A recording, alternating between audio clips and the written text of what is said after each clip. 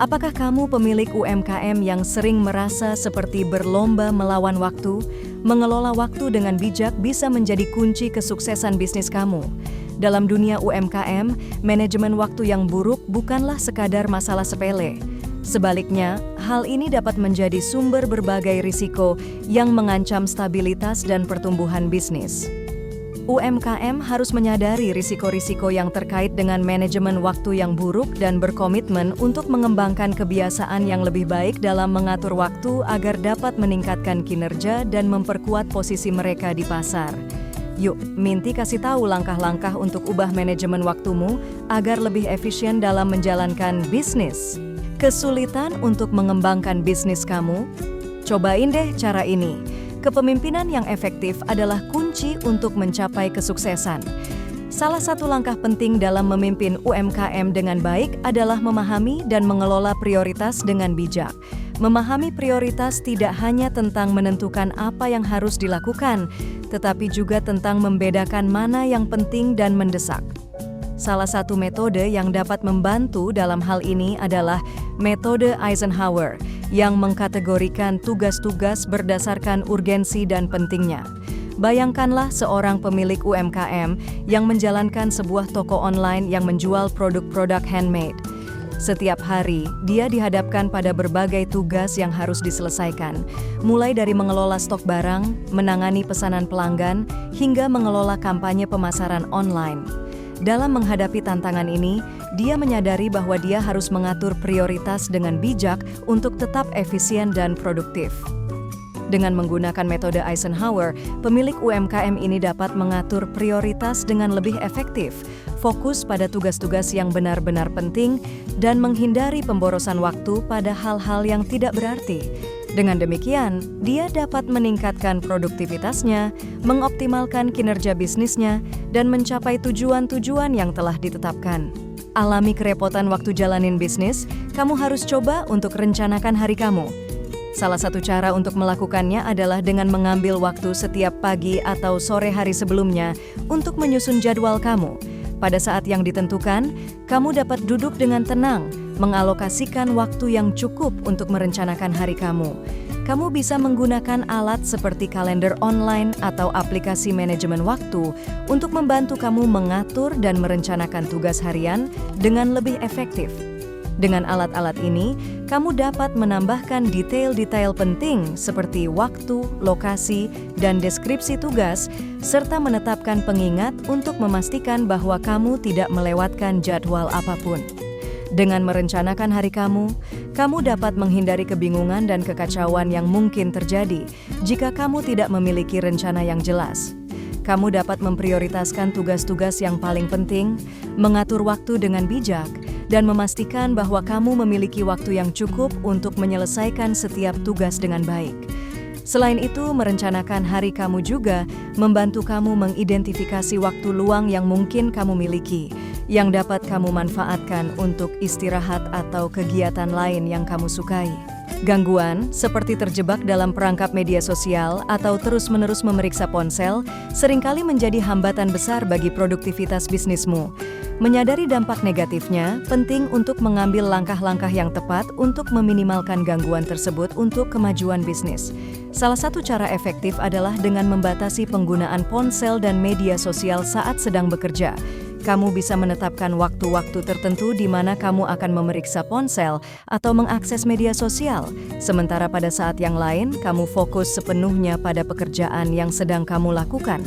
Dengan memberikan pengertian kepada tim, mereka akan lebih memahami dan menghormati waktu produktif kamu, sehingga memungkinkan kamu untuk bekerja dengan lebih fokus dan efisien.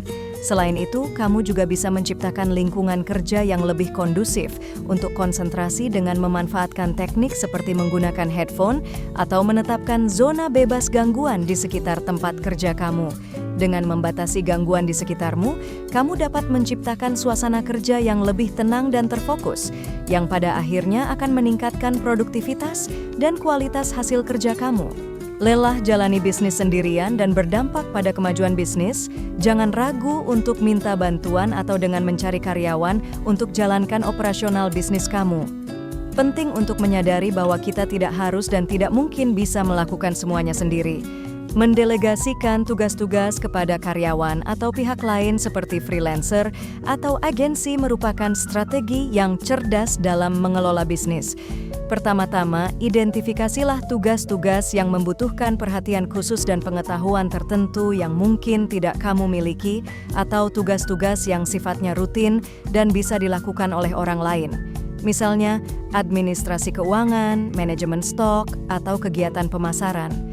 Setelah mengidentifikasi tugas-tugas tersebut, berikanlah tanggung jawab kepada karyawan yang memiliki keterampilan dan pengetahuan yang sesuai untuk melaksanakan tugas tersebut.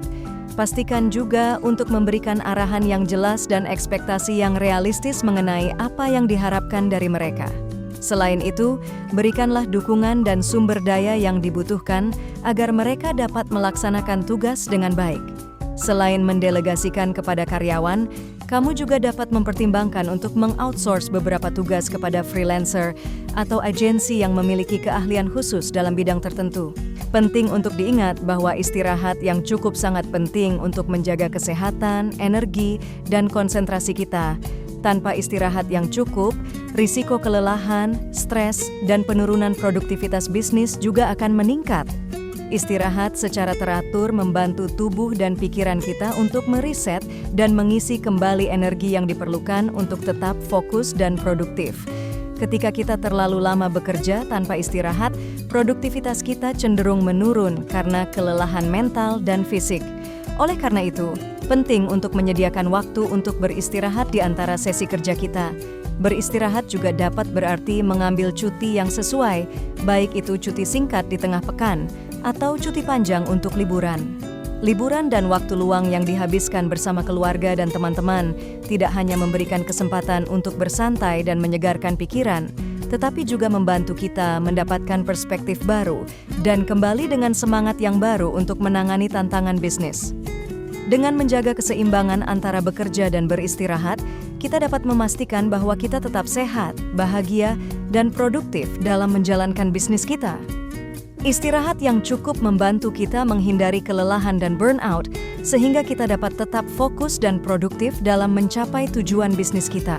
Evaluasi adalah kunci untuk pertumbuhan dan perbaikan yang berkelanjutan dalam pengelolaan waktu dan produktivitas. Setiap akhir minggu, luangkan waktu untuk merefleksikan apa yang berhasil dan apa yang tidak dalam pengelolaan waktu kamu selama minggu tersebut. Tinjau pencapaianmu terhadap tujuan yang telah kamu tetapkan. Identifikasi area di mana kamu berhasil dan area di mana kamu mungkin perlu meningkatkan. Saat mengevaluasi, jangan takut untuk mengakui kesalahan dan mengambil pelajaran darinya. Kesalahan adalah bagian alami dari proses pembelajaran, dan mengakui mereka adalah langkah pertama untuk melakukan perbaikan. Tinjau apa yang menyebabkan waktu terbuang sia-sia. Apakah itu karena gangguan yang tidak terduga, kurangnya fokus, atau perencanaan yang tidak efektif? Setelah mengevaluasi, buatlah penyesuaian pada strategi manajemen waktu kamu untuk minggu berikutnya. Mungkin kamu perlu menyesuaikan jadwal kerja kamu, mengatur ulang prioritas, atau mengubah pendekatan dalam menyelesaikan tugas tertentu. Tentukan langkah-langkah konkret yang dapat kamu ambil untuk meningkatkan produktivitas dan efisiensi kamu. Terakhir, perlu juga untuk merayakan pencapaian kecil yang kamu capai selama minggu tersebut. Pengakuan terhadap kemajuan kamu dapat meningkatkan motivasi dan memberikan dorongan positif untuk terus berusaha meningkatkan diri. Dengan mengikuti 6 langkah ini, kamu akan dapat mengelola waktu dengan lebih efektif, menciptakan keseimbangan antara kerja dan kehidupan, serta memajukan usaha mikro, kecil, dan menengah kamu ke tingkat berikutnya. Ingat, waktu adalah aset yang paling berharga. Gunakanlah dengan bijak. Selamat mengoptimalkan manajemen waktu kamu. Terima kasih sudah nonton. Tunggu tips bisnis lainnya dari Minty di video selanjutnya ya.